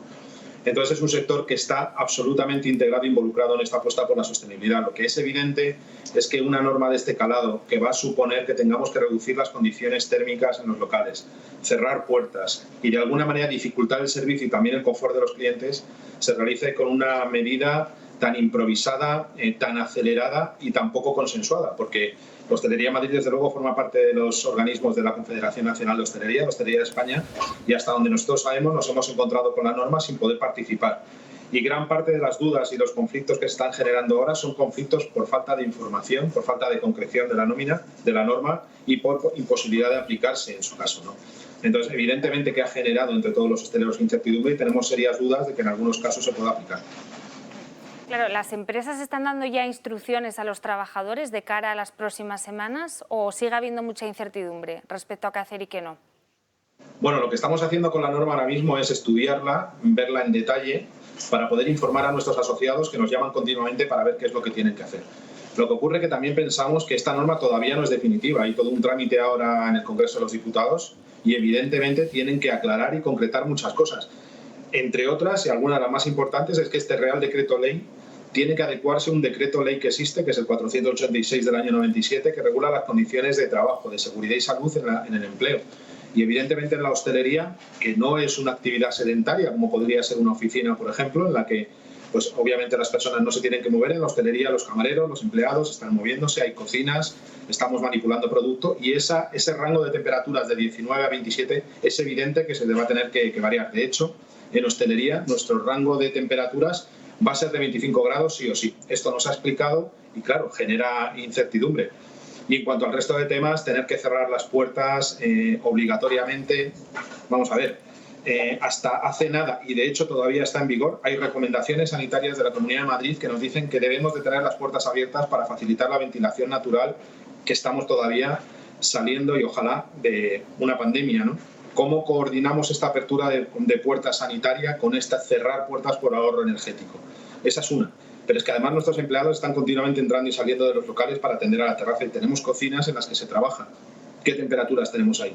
Bueno, pues estamos estudiando la norma, que no se ha contado con nosotros para elaborarla, para poder explicarla bien y que en vez de generar rechazo, que es lo que ocurre cuando las normas no se explican, pues que el empresario, el hostelero, la integre y la desarrolle para que cumpla el objetivo, que al final no es otro que ahorrar energía, que por cierto es muy necesario porque estamos en una situación de emergencia. La verdad es que han sido usted blanco pues de todos los cambios que se han producido en los últimos meses como consecuencia de la pandemia y ahora de esta situación necesaria de ahorro energético. Usted hablaba de cómo va a afectar esto a los trabajadores de la hostelería, pero también a los clientes, el hecho pues de pasar calor mientras están comiendo, mientras están alojados en un hotel. Esto puede provocar que se ahuyente al turismo. Bueno, evidentemente van a estar primero nuestros trabajadores que van a pasar unas horas y evidentemente van a tener unas condiciones de trabajo, pero por supuesto los clientes.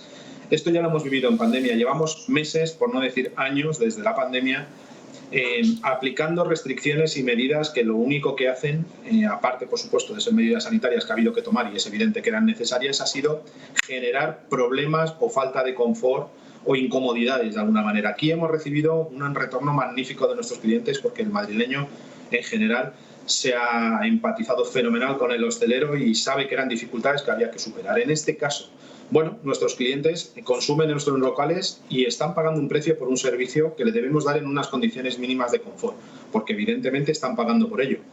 Vamos a ver, habrá que explicarlo, habrá que ver, no es lo mismo establecimientos en Madrid, Comunidad de Madrid, en otros territorios de España, en las que las condiciones climatológicas y la humedad en el ambiente es otra, por ejemplo. Evidentemente no se puede comparar, pero es que tampoco se puede comparar locales de 10 personas de aforo en el centro de Madrid, las tabernas clásicas con restaurantes espaciosos y grandes, en los que la sensación va a ser otra. Bueno, nosotros vamos a tener que aplicar este rango de temperaturas, evidentemente explicarlo a nuestros clientes, esperemos que esto no disuada. Y bueno, sí que es verdad que en otros sectores, como por ejemplo la hotelería, en el que una de las máximas peticiones que hay de los clientes es que la climatización de los locales sea la correcta, evidentemente ahí se va a notar muchísimo más. Nosotros esperamos simplemente comprensión, porque son medidas, una vez más, que nos vienen impuestas. Y una vez más también lo digo, desde luego al hostelero nadie nos tiene que decir cómo ahorrar, porque ya nos va, lo tenemos absolutamente implementado. Estamos apostando por la sostenibilidad y aparte tenemos una presión de costes por, entre otras cosas, energías, costes energéticos, que es absolutamente inaguantable. Y tenemos grandes problemas en las cuentas de pérdidas y ganancias. Por lo tanto, el ahorro lo llevamos ya casi de serie en estos meses. Pues José Antonio Aparicio, muchísimas gracias por su tiempo y muchísimo ánimo para los meses que vienen. Esperemos saber si hay margen de flexibilidad dentro de este Real Decreto del Gobierno. Muchas gracias. Muchas gracias a vosotros. Bueno, pues eran las palabras de José Antonio Aparicio. La verdad es que la situación de los hosteleros en Madrid en concreto, con las temperaturas de estos meses, son complicadas, ¿no? Y más aún después de estas medidas que les impone al Gobierno. Sí, sí que lo son, y además en la hostelería ya hay precedentes de cómo este tipo de medidas improvisadas pueden causar unos daños terribles. Me estaba acordando, cuando escuchaba al señor Aparicio, me estaba acordando de, y estoy seguro que Miguel Ángel lo recuerda también, cuando se impusieron las medidas de prohibición de consumo de tabaco, que primero se obligó a los hosteleros a acotar determinadas zonas en las que en teoría iban a ser zonas de fumadores, en las que se iba a poder fumar en el interior de los locales, tuvieron que hacer obras, tuvieron que aislar zonas, poner extractores de humo, etcétera, y después finalmente la prohibición fue no se puede fumar en ningún sitio y punto, y se quedaron con la obra hecha, algunos de ellos con costes muy onerosos asumidos y sin poderla rentabilizar. Luego yo creo que aquí hay otro problema más de fondo, no nos damos cuenta de que hay sectores económicos que ya están sometidos a una presión tal que las alternativas o el camino al que los están llevando es al cierre, los están abocando, no solamente por el aumento de los costes, sino por lo difícil que se está haciendo la propia experiencia del consumidor, la propia experiencia del que va al restaurante. Claro, si va y tiene calor, y además los precios suben porque la producción de los bienes sube, porque la energía sube.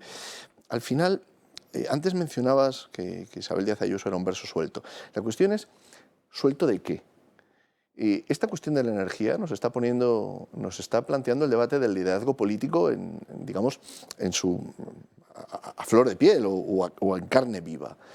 ¿Es posible un liderazgo político que cuestione las decisiones que vienen planteadas desde las instituciones europeas, sí o no?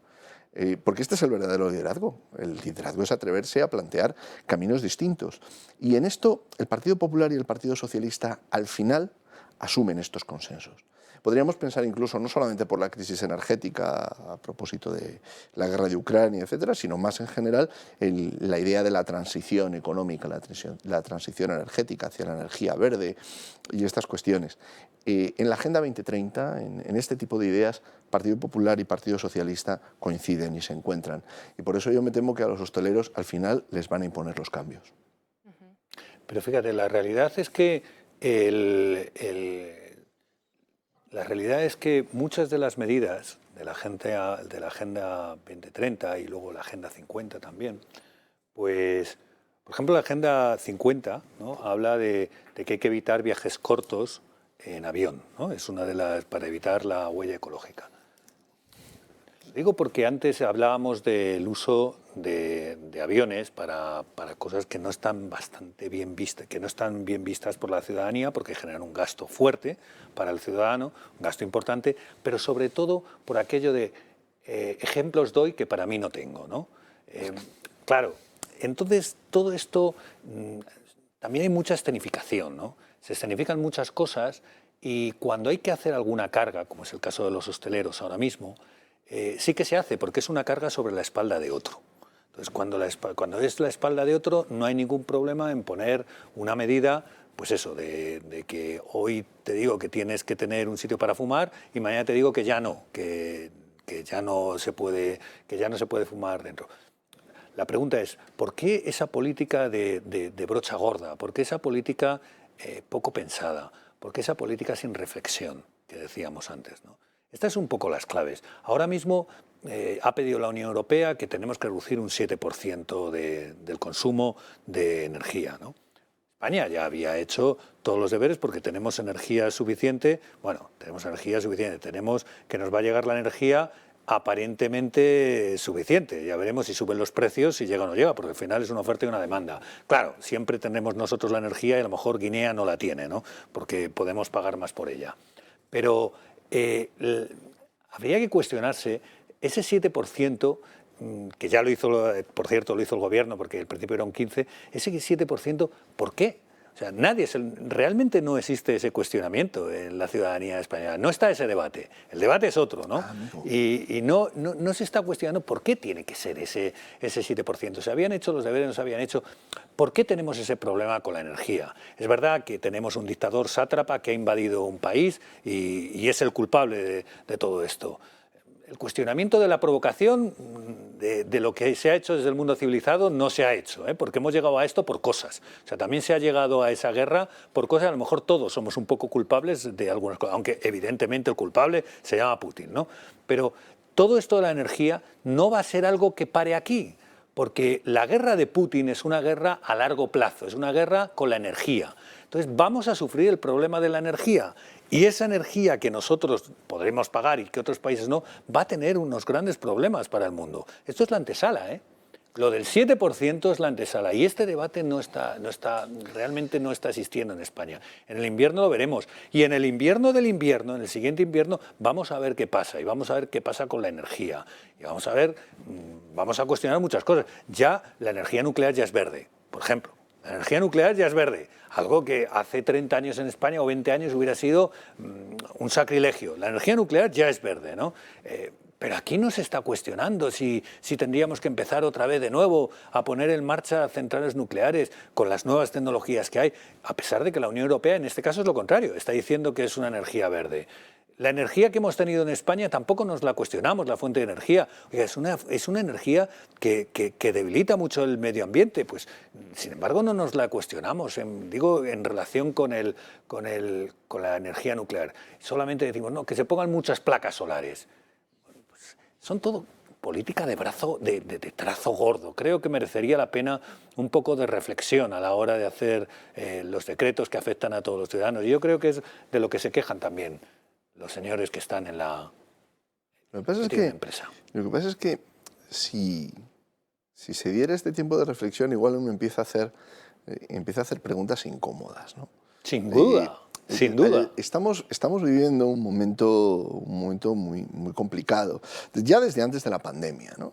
En el que, sobre texto de la crisis y de la emergencia y de la política del miedo, se están aceptando medidas restrictivas de derechos individuales que llegará un momento en el que también tendremos que plantearnos si son o no son proporcionales. Fíjate tú, se ha confinado a gente en sus casas, por ejemplo, se ha impuesto el uso, no en la Comunidad de Madrid, pero sí en otros sitios, se ha impuesto el uso de documentación administrativa que certificaba el estado de vacunación de una persona y exhibirlo era obligatorio. Es decir, el momento que estamos viviendo está tratando de justificar, sobre texto de distintas formas de alarma, una emergencia sanitaria, una emergencia climática, medidas profundamente invasivas, y antes lo mencionabas, y restrictivas de derechos individuales. Aquí estamos hablando de la libertad de empresa, ¿no? Pero la libertad de empresa luego tiene una consecuencia directa sobre el empleo, porque desde luego el incremento de los costes, y esto va a suponer incremento de costes, va a tener necesariamente una consecuencia a la hora, por ejemplo, de la generación de empleo y de las condiciones de trabajo. Luego me parece que hay que decías, la política de brocha gorda. Yo creo que incluso es más que una política de brocha gorda. Es la asunción de unos consensos que probablemente tenemos que replantearnos, tenemos que reformular. Durante mucho tiempo se decía, no, la solución son las renovables, la eólica y la solar. Bien, las dos son insuficientes para satisfacer las necesidades energéticas que hay. Hablabas a propósito de la nuclear, estamos totalmente de acuerdo. Ahora bien, no fue España España abrazó un consenso que venía dado desde la Unión Europea. Y era la Unión Europea, y es la Unión Europea, la que está imponiendo la transición llamada a una economía verde. Ricardo, por ejemplo, Francia tiene 378 centrales nucleares. Claro, pero si estas son las preguntas, a esto me refiero. Si nos ponemos a pensar y a ver con serenidad, llegará un momento en el que uno se plantearía, oye, ¿por qué Francia no tiene un problema con la energía nuclear y España sí? Ricardo, contestaremos a esa pregunta y a otras a la vuelta de publicidad. Seguiremos hablando de la situación tan dura que atraviesa la restauración, sobre todo con la subida de los precios. No se muevan.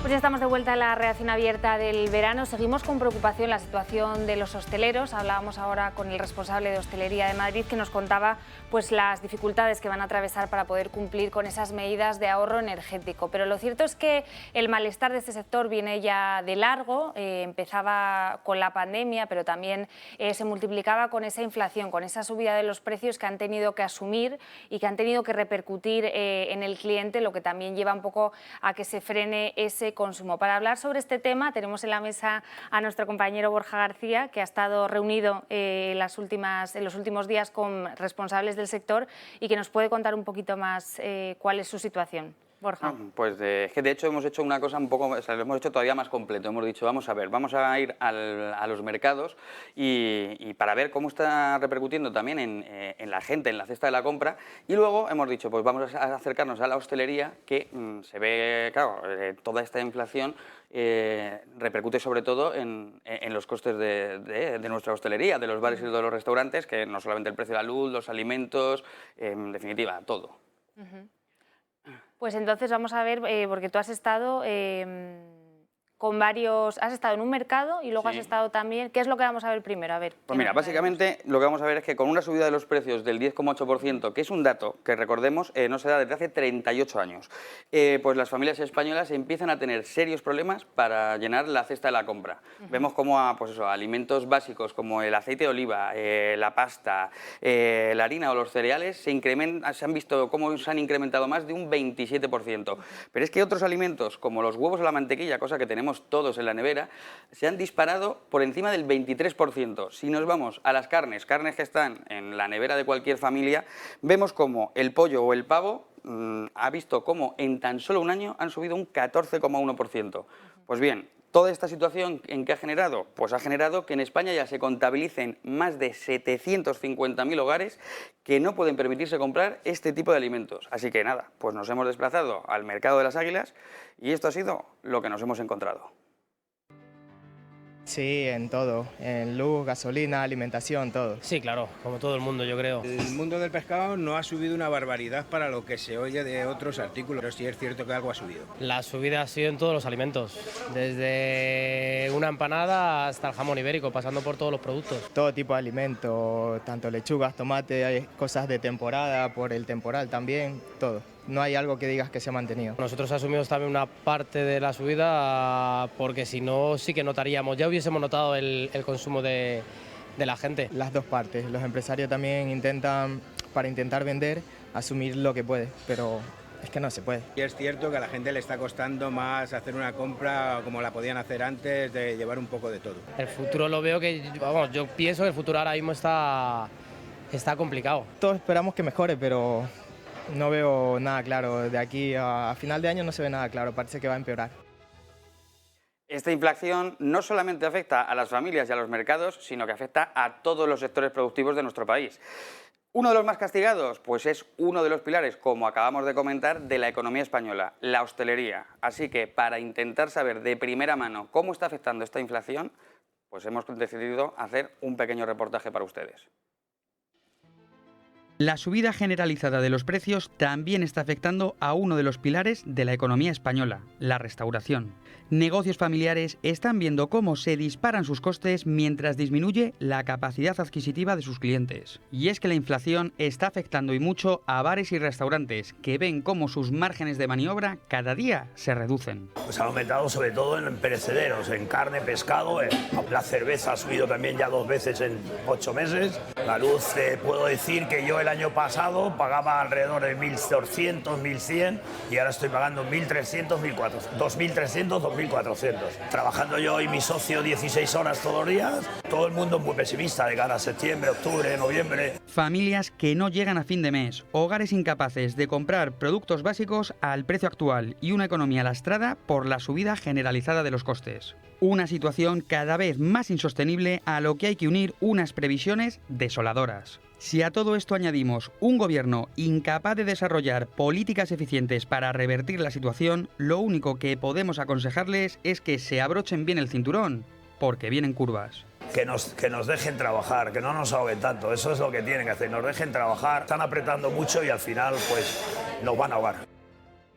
Pues la inflación al final afecta a todos los sectores, la restauración no iba a dejar de ser uno de ellos, suben las materias primas, sube la luz, suben otros suministros y esto hace pues que suban también sus precios y que eso repercuta en el consumo y ahuyente también a parte de los consumidores. No sé si queréis comentar algo más. Fíjate, Marina, que esta sensación de miedo y de preocupación por el futuro es parte de lo que contaba antes de esta especie de justificación de medidas extraordinarias sobre texto de distintas formas de emergencia. Fíjate lo que decía este señor, ¿no? De que nos están ahogando, nos están asfixiando. Claro, la crisis que se espera, que se vaticina para el otoño, va a tener también esa dimensión del empleo. No únicamente la subida de precios, sino las consecuencias que va a tener sobre el mercado de trabajo. aquí además es que yo creo que es una cosa que hay que recordar, que es que de cara al año que viene ya se ha aprobado la ley de los autónomos, que va a subir las cuotas, aprobada por el ministro Escrivá. Es decir, estas personas que ahora mismo ven cómo se dispara todo, o sea, cómo ya a día de hoy ya es inasumible. Este caballero con el que estuve entrevistándole me decía, dice, es que no podemos contratar más, de hecho tenemos hasta que plantearnos en algún momento reducir la plantilla, y es que el futuro es que eso va a ir a peor. ¿Por qué? Porque es que todas las medidas que hace este gobierno van encaminadas a recaudar más, cuando a día de hoy, cuando este año ya estamos en récord de gasto. O sea, y no es suficiente. Y yo creo que debe llegar un momento en el que nos planteemos, pero bueno, ¿pero por qué tenemos que estar pagando nosotros la fiesta del gasto? Creo que eso también sobre todo teniendo en cuenta que hay una parte de ese gasto que es un gasto improductivo, que es un gasto que tiende a mantener redes clientelares del estamento político, ¿no? Y de los partidos. Claro, cuando nos paramos a pensar, decías lo de los autónomos, en realidad el peso político de los autónomos en España es un peso menor que el que tienen otros grupos. Hay que pensemos por ejemplo en el peso político que tienen los funcionarios, o el que tienen los jubilados y pensionistas, ¿no? Cuando se habla del tema de las pensiones, o el que tiene el sector subsidiado, el que tiene las redes clientelares que viven precisamente de ese gasto político, que no es un gasto productivo y que no es un gasto que va a servicios públicos, sino que va al mantenimiento de redes políticas, de redes clientelares, que luego se activan en los periodos electorales. De hecho, el IE, el Instituto de Estudios Económicos, cifraba creo que hace un mes y medio, en 60.000 millones, 60.000 millones anuales de gasto improductivo. Señores, vamos a intentar no recaudar más, vamos a intentar gastar mejor. Luego está el otro impuesto, ¿no? Que es el de la inflación, que es el impuesto más escondido de todos los impuestos porque no es muy percibido por la ciudadanía. La inflación ha llegado, en este caso, por dos vías. Normalmente suele llegar normalmente solo por una. En este caso es verdad que ha habido dos, ¿no? La guerra de Ucrania tiene una parte de culpa de la inflación en tanto en cuanto pues, ha subido la luz y la energía, y eso provoca una subida generalizada, ¿no? Pero la inflación que normalmente se produce, y una parte importante de la inflación actual, es la que se produce por la emisión de moneda. Bueno, no tiene por qué ser moneda, hay muchos tipos de formas de emitir papel, ¿no? Hay infinidad de formas, ¿no? Además ya no se emite papel, por cierto, cada vez menos. Pero la emisión del 20% de la masa monetaria en Estados Unidos y también en Europa en los 2 últimos años, es decir, más emisión que casi que los últimos 50 años, pues es lo que realmente provoca una inflación muy alta, que está muy relacionada con la deuda de cada país. Yo tengo en este lado los bienes que consumo y en este otro lado la moneda. ¿Qué es lo que realmente ha aumentado de precio o qué es lo que realmente ha bajado de precio? Bueno, pues no es tanto el plátano, que sigue siendo el plátano y que sigue siendo casi el mismo número de plátanos que había, sino que esta moneda que tengo aquí se ha aumentado tanto que ha bajado mucho su valor. Al bajar ese valor es lo que produce la inflación que normalmente no somos muy conscientes y es esa que vemos todos los años de 2%. Por cierto, hay 500 productos que forman el IPC, 500. Los ciudadanos no suelen consumir 500 productos. Es decir, si dentro de la inflación metemos productos, un yate, pongamos por caso, ¿no? Si metemos productos de todo tipo, que no son los que normalmente consumen los ciudadanos, lo que le estamos diciendo al ciudadano es que la inflación ha subido un 6,9%. Claro, luego se explica cuando vemos, por ejemplo, hablabas del pollo, ¿no? Y hablabas de los huevos, y hablabas de la pasta, que era lo que estaba arriba del todo, con el 28%, así claro, así se explica, ¿no? Porque es que los productos de primera necesidad no han subido un 6,7, un 6,9% el año pasado, o un 10 y pico que en la interanual, ¿no? Que es en lo que estamos ahora, casi en el 11% de la interanual, ¿no? No es eso. Ha subido bastante más. Y es por esto, porque claro, si tenemos en cuenta 500 no son los que consumimos los ciudadanos. Consumimos muchísimos menos y más relacionados con productos de primera necesidad. Bueno, y a estos hosteleros que atraviesan ahora esta situación de crisis debido a la subida de los precios, ahora hay que decirles encima que no pueden poner el aire acondicionado por debajo de los 27 grados y que cuando llegue el invierno no van a poder poner la calefacción. La verdad es que es de traca el asunto. Vamos a ver cómo queda el tema de prevención de riesgos laborales porque esta es una normativa de derecho público que tiene precisamente como finalidad prevenir, por ejemplo, los golpes de calor, ¿no? el estrés térmico. Entonces vamos a ver cómo lo resuelven. Esto ha tenido un punto ahí de improvisación que luego va a tener un encaje normativo complicado, tanto por los protocolos de prevención del COVID como por prevención de riesgos laborales. Pues un tema complejo pero interesante, la verdad, también este de las medidas de ahorro energético, de la situación de la restauración y de la inflación. Seguiremos hablando de este tema y otros temas económicos y políticos a la vuelta de publicidad.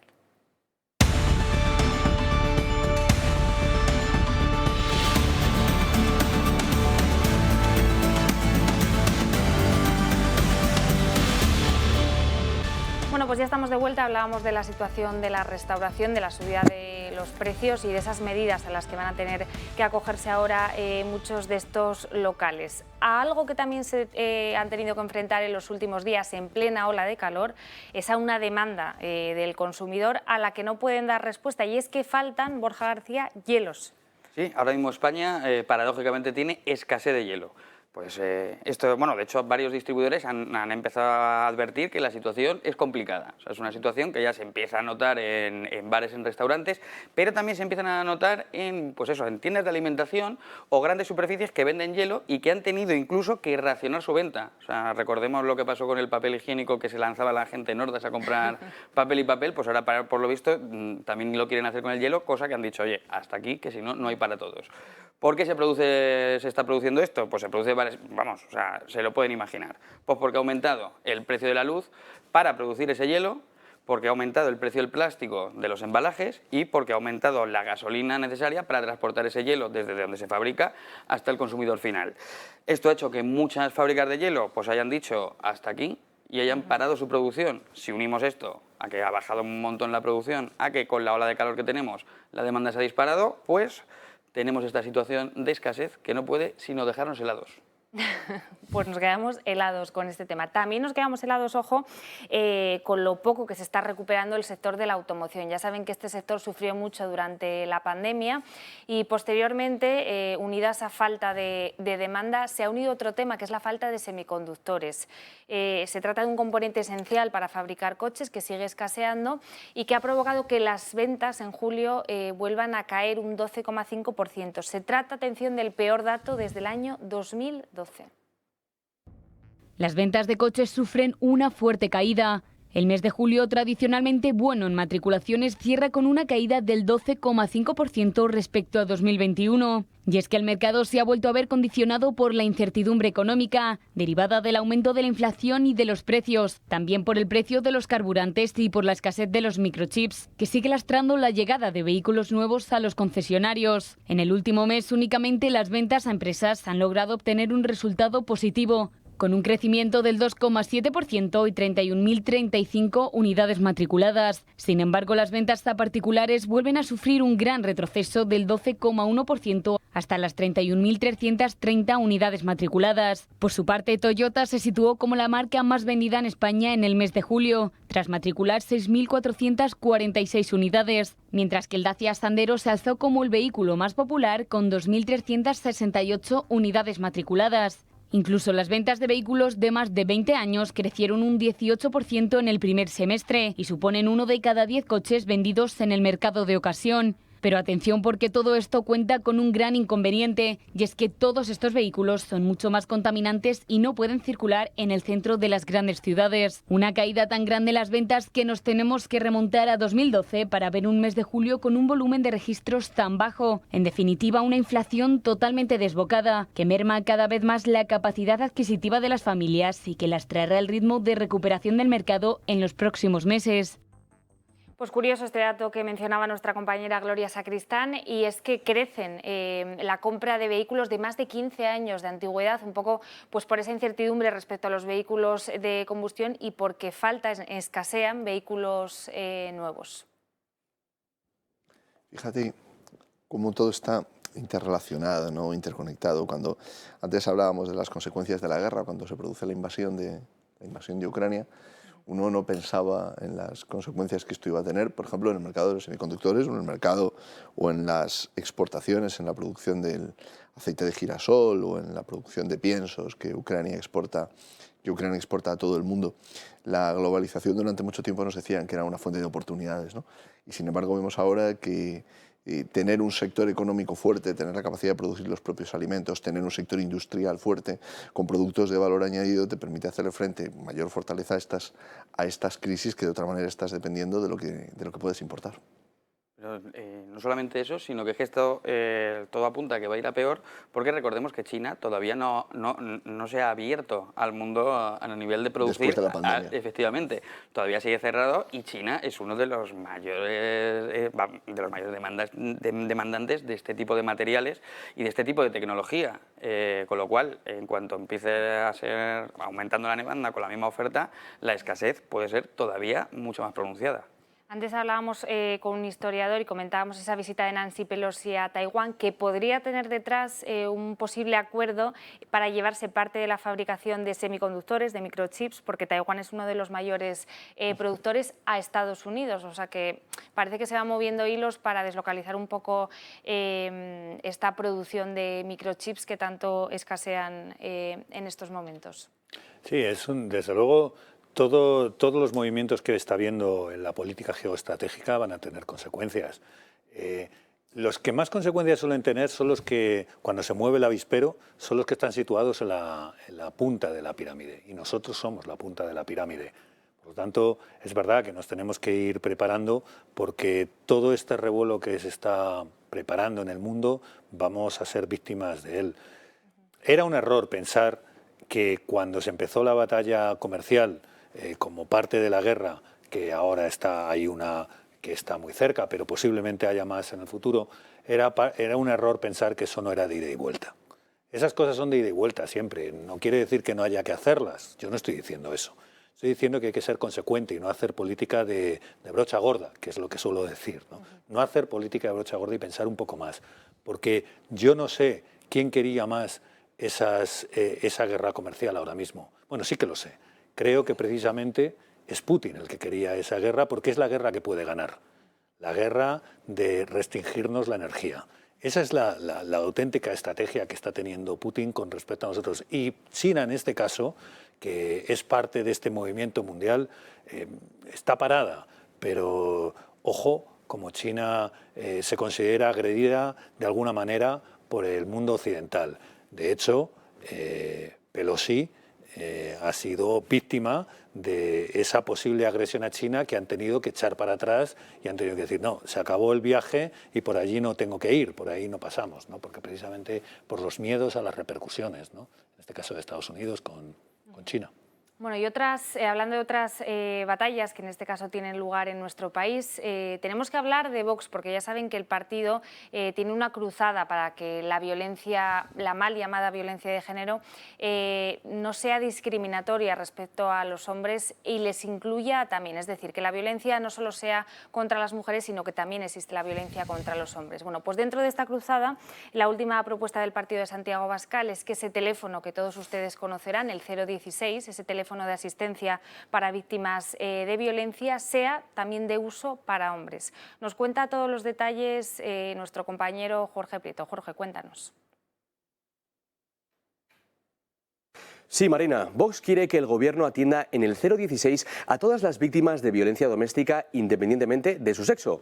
Han presentado en el Congreso una proposición no de ley en la que pide al Gobierno que el número 016 de información y asesoramiento para mujeres víctimas de violencia de género atienda a todas las víctimas de violencia doméstica, pese a si es mujer u hombre. El partido de Santiago Abascal resalta que a pesar de que el Ejecutivo quiere cumplir el Convenio de Estambul, ignora que no se refiere solo a la violencia contra la mujer, sino también a la violencia doméstica en general. Y es que no solamente son las mujeres las que sufren, sino también los hombres, por lo que piden que se debería observar la atención a todas las personas que padezcan violencia sin discriminación alguna.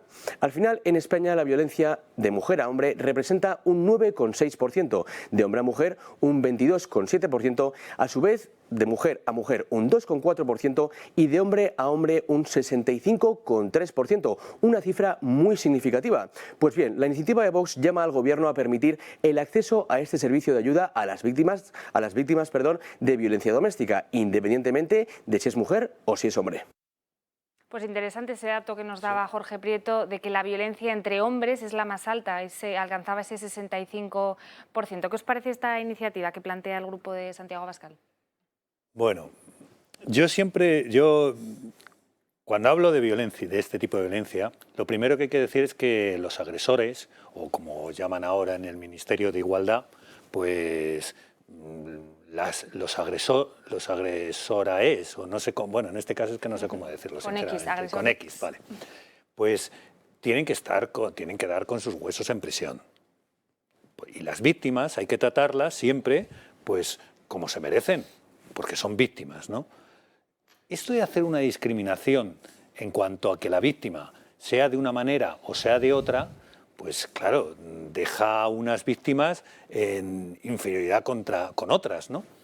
Yo recuerdo siempre me acuerdo de una intervención, una charla de Alfonso Guerra. Es un vídeo muy conocido que circula por las redes sociales, que explica lo que pasó para trazar este camino de la violencia, en este caso de género.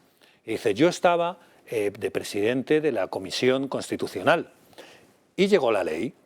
Y entonces, como yo era el presidente del Tribunal de la Comisión Constitucional del Congreso de los Diputados, pues llamé al presidente del Tribunal Constitucional y digo, oye, ¿esto cómo lo veis? Digo, esto es una aberración, esta ley es una aberración, dice Alfonso Guerra. Esta ley es una aberración. Y dice el presidente del Tribunal Constitucional, hombre, esto es inconstitucional de libro. Inconstitucional de libro, dice. Además, con esos gestos, os lo estáis imaginando, ¿verdad? Yo he visto el vídeo. Tú has visto el vídeo, vale. Dice, inconstitucional de libro, ¿no? Y dice, vale, pasaron estos años de rigor que tarda la justicia en poner una sentencia, y la sentencia del Tribunal Constitucional, la ley constitucional. Y entonces hablamos otra vez y dice, pero bueno, ¿pero qué ha pasado? Y dice, pero no te puedes ni imaginar las presiones que teníamos. No te puedes ni imaginar las presiones que teníamos. Claro, este tipo de política que se basa en estas cosas y que no está suficientemente bien reflexionadas las cosas, pues nos lleva a esto. Pero ¿qué hay detrás de todo esto? ¿Qué hay detrás de todo esto? Pues mira, se ve muy bien con el cartel, por ejemplo, se ve muy bien con el cartel. Cartel, todos sabemos, cuando hablamos de cartel todos sabemos de qué hablamos, ¿no? Todo se ve muy bien con el cartel. ¿Acaso un gordo de 60 años o de 65 años no sufre la violencia visual?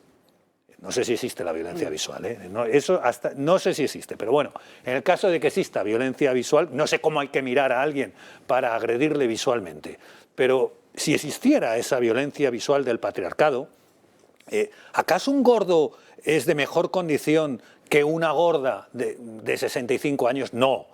Desgraciadamente, somos de peor condición cuanto más viejos somos y somos peor mirados cuanto más viejos somos. Un cartel que luego, ojo, se ha intentado dar la vuelta y decir, no, es contra la discriminación. Un cartel que nos hablara de las bondades de las personas y no tanto del cuerpo. Un cartel que reflejara la bondad de la persona, lo importante que es la persona y no el cuerpo que tiene. Quizás sería un cartel interesante, pero es que no hay ni un hombre.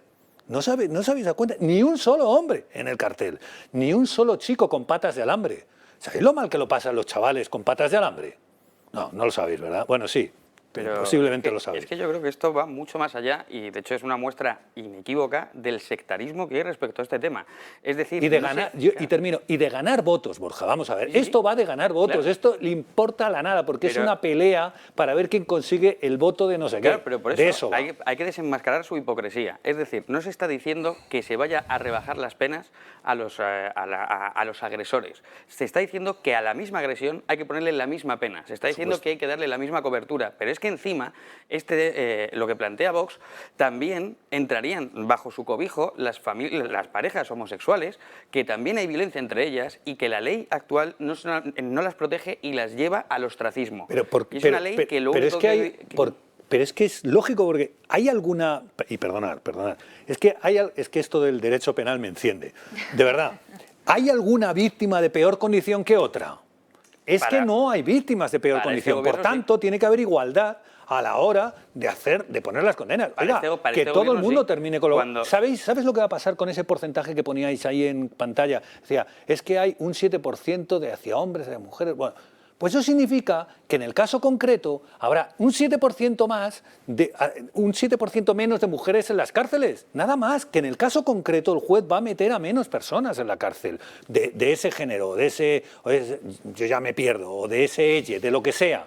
Por cierto, menudo lío con eso, en la violencia de género. A ver si me lo resuelve, porque yo todavía no sé cómo se va a resolver lo del ella y lo del CIS y todas esas cosas, ¿no? Que por cierto no afecta al 95% o al 99% de la población española. Si es que no tiene sentido, o sea, si tú coges la teoría queer y lo intentas meter en el tema del feminismo, no tiene ningún sentido, porque es el borrado absoluto. O sea, cuando el sexo no importa, simplemente importa la autopercepción, una persona o sea, ya deja de existir el hombre y la mujer, es simplemente una especie de deseo. Pero yendo al caso de lo que hace esta ley, es que efectivamente solamente va hacia un lado. Solamente hay que ver el caso, o sea, cuántas manifestaciones de la ministra de Igualdad ha habido para casos como con lo de la madre a la que se madre protectora, hijos. La madre protectora. Según ella, madre protectora, y según ella, el padre, un pederasta. O sea, de hecho, creo que está denunciada por el padre. Sí, está... Casos cuando una mujer mata a su pareja varón, no hay ni una muestra ni de condolencia, solo lo único que hay es el silencio. Hay víctimas para este gobierno y, sobre todo, para el área más radical del feminismo, obviamente, hay dos tipos de víctimas, las que les valen y las que no les valen. Y a las que no les valen, su respuesta es el silencio. Es que bueno, perdón. No, por favor, Miguel Ángel. Es que hemos llegado a un punto en el que, mira, donde hacen falta feministas, que hay países que lo necesitarían, no están. Hacen falta. Hay mujeres que las ponen una tela por encima y que no las dejan ver, y que se quedan ciegas. En Afganistán hay burkas. Hay mujeres que no tienen derecho a conducir. En Arabia Saudí no puede conducir una mujer. Y que hay que respetarlo. Pero ahí no veo no veo la presión, no veo esa presión internacional fuerte sobre todo eso, ¿no? Porque claro, la política internacional al final es una política de poder, ¿no? De hecho, suelen felicitar, de hecho, esto es curioso porque suelen felicitar el Ramadán. O sea, es increíble, o sea, es increíble felicitar aquella cultura donde se practica la ablación, donde el velo significa un símbolo de sumisión de la mujer, donde la mujer no tiene prácticamente ningún derecho, ni siquiera el de la vida, porque se las ejecuta pues a la mínima. Pero no solamente en ese momento, fíjate, en España, yo iba a hablar de España. España hace 50 años... Miguel Ángel, tienes que ser muy breve, nos quedan 20 segunditos. Pues le dejo mejor a Ricardo, que seguro que quiere decir algo y yo he tenido mucho que... Es que han salido muchísimas cosas, ¿no? Y fíjate, recordabas... ¿Un titular? No, en un titular no se puede... Bueno, sí, fíjense en las garantías procesales. El debate de las garantías procesales. En España se está dando un retroceso en garantías procesales en materia penal. Bueno, pues muy interesante este debate sobre la igualdad entre hombres y mujeres. Muy interesante todos los temas que hemos tratado. Esperemos haberles podido acompañar una noche más. Muchísimas gracias por elegirnos. Les esperamos mañana aquí a las 10:30 en la redacción abierta del verano. Hasta mañana.